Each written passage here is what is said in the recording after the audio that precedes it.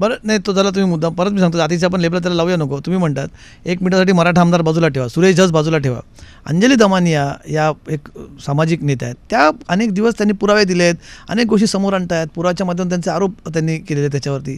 त्यांच्याबद्दल तुम्ही त्यांच्या पुराव्यांबद्दल काही बोलाल की नाही? कोण आहे ती अंजली दमानिया? ती कोणत्या तपास यंत्रणेचं प्रमुख आहेत? त्यांचं शिक्षण काय? क्रिमिनॉलॉजिस्ट आहेत का? की त्यांचा जाती अंताच्या लढ्यावर त्यांचा काय अभ्यास आहे? कोण आहेत त्या? हां, कोणीतरी इकडून तिकडून माहिती पासवून कशी होते? हां, कोणीतरी गॉडफादर आहे.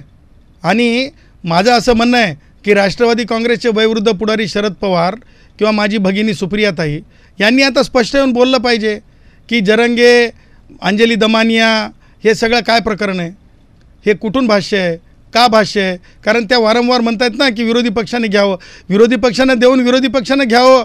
हे काय मला फॉर्म्युला समजत नाही. Take and give and take, की take and give and take एका माळेचेच आहेत. आता जरंगेला ह्या जाऊन भेटल्या, काय विषय होता? काय विषय होता का? हां, ह्या सगळ्या गोष्टी आहेत ना साहेब, हे ठरवून आहे ना प्रोडक्टिव्ह गोष्टी आहेत, रिप्रोडक्टिव्ह नाही प्रोडक्टिव्ह गोष्टी आहेत. तुम्हाला काय म्हणणं की अंजली तुम्ही नक्की काय म्हणू इच्छिता? मला अंजली दमानियांच्या बाबतीमध्ये त्यांचं प्रामाणिक हेतू नाही आहे. त्यांचा जाती अंताच्या विषयावर काही त्यांचं काम नाही. परत जाती बाजूला ठेवा, त्या कायदेशीरचा मुद्दा मांडतात.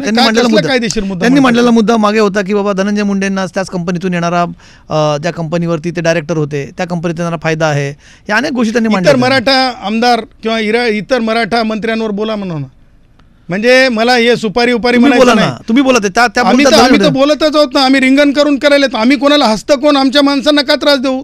आमच्या माणसाला आम्ही त्रास देऊ देणार नाही. का त्रास देऊ त्यांनी हे करायचं नाही, आम्ही उत्तर देणार. त्यांनी करू देत ना, त्यांना काय करायचं त्यांना तुम्ही म्हणतात आक्षेप कसा तुम्ही आक्षेप कसा नाही घेणार? त्या कोण आहेत? त्या काय रिपब्लिकन किंवा पॅन्थर आहेत की कोण आहेत? ते एखादं संघटन, ते कोणाच्या तरी हस्त कोण बोलत काय कायदेशीर आहे? कोणत्या कोर्टात नाही? काहीच नाही. तुम्हाला सांगतो, ज्या दिवशी मी प्रेस घेतली त्या दिवशी मी दाखवून दिलं की जी याचिका त्यांनी ऑफिस ऑफ प्रॉफिटच्या संदर्भानं बोलल्या ते सगळे त्या याचिकेतले मुद्दे होते. आणि तो टेंडरर होता, तो एक एजन्सी होता. त्या एजन्सीच्या मालकाच्या गोष्टी त्यांनी बोलल्या आणि त्या दाखवल्या. त्यांचं ते गोष्ट कधी फूस झाली ज्यावेळेस आम्ही त्यांना ते याचिकात दाखवली, त्या याचिकेतले मुद्दे दाखवले. ज्या याचिकेच्या मुद्द्यावर याचिका चालू शकत नाही म्हणून ज्या माणसाने याचिका विड्रॉल केली त्याच्यातलेच कागद यांना कोणी पोहोचवले? यांनी हायकोर्टातून अर्ज करून ती पिटिशनची कॉपी घेऊन ते कागद घेतले का? ह्या सगळ्या गोष्टी आहेत ना, विचार करायला भाग पाडणार आहेत. आणि त्यामुळं कुणाला ना कुणा समोर आणून माझ्या भटक्या विमुक्तांना किंवा माझ्या मागासवर्गीयांना किंवा माझ्या भिक्षुकी करणाऱ्या ब्राह्मणांना कोणाला मी त्रास होऊ देणार नाही. त्याची जिम्मेदारी मी स्वीकारतो आणि त्या जिम्मेदारीनं मी कार्य करत राहणार.